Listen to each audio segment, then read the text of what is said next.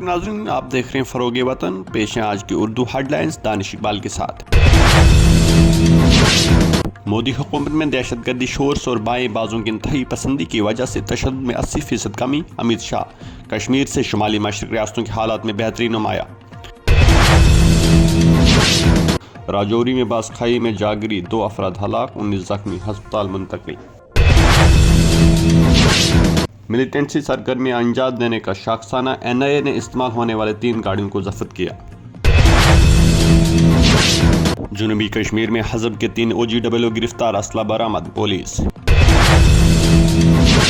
انہدامی مہم کے بعد لوگوں کو احساس ہوا کہ آرٹیکل 370 نے جموں کشمیر کو کس طرح محفوظ کیا۔ محبوبہ مفتی، کہا میرے والد نے جانور کو پنجرے میں بند کر کے اسے تباہی پھیلانے سے روکا تھا۔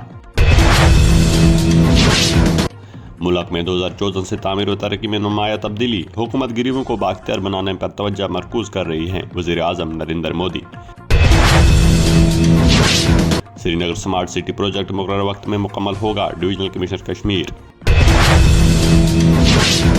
5 سال سے کم عمر بچوں کو حج 2023 کی اجازت نہیں ہوگی، رواں برس عازمین کو 80,000 روپے کم ادا کرنے ہوں گے، حج کمیٹی آف انڈیا۔